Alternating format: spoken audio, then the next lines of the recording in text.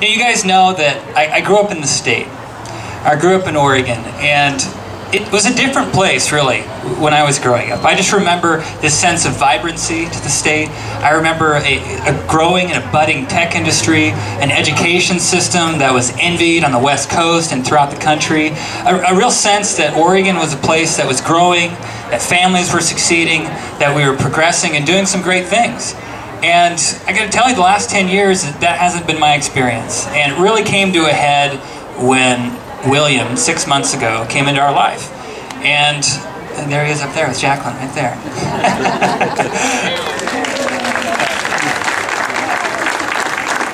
And you realize when you have a son that you stop thinking about yourself so much, and you start thinking about what your son's going to do, what he's going to be like when he's grown up, and what sort of future and career he might have. And I just had a strong feeling that if things keep going the way they're going in the state of Oregon, that he's not going to be able to graduate from Wilsonville High School like Sarah did, or Westland High School like I did, and have a career, and have a life here. And that something had to change, and as a state, we had just gotten off track. And so people ask me, why the heck would you get involved in this process? Why would you do it? Well, I can tell you, and the state reps here will tell you, you don't do it for the money.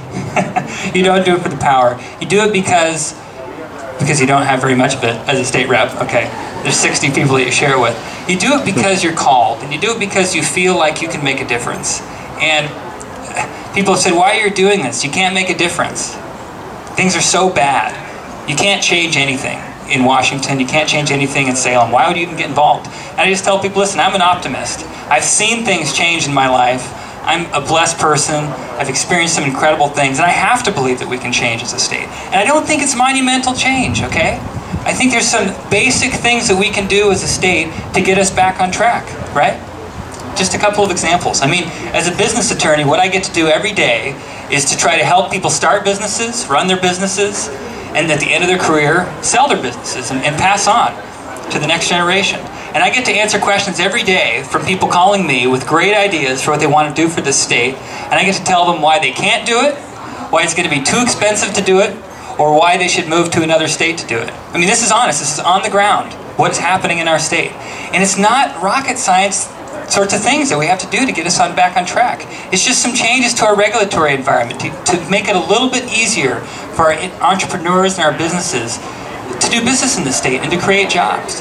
It's state funding. Oregon, state funding for schools. Oregon ranks down at 47, 48 for per capita spending for our kids, and we wonder why we're having an achievement gap. And at the same time, okay, in the last dozen years, Oregon's what, about 160 years old, 150, 160 years old?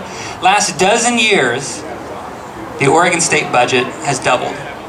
And yet every budget cycle, we have crises in school funding, we have crises in funding for infrastructure. The money's out there, it's being spent. We've doubled it in the last 12 years. And I think we need to reprioritize schools in the state, both K through 12. Oregon Institute of Technology, right across the road here, is opening a campus. It's going to have 500 engineering students this fall. They'll have 1,000 in 2 or 3 years here in Wilsonville. Very exciting stuff. Just on Friday, I got to meet with President Maples. And he sat across from me. He said, I've been president since 2008.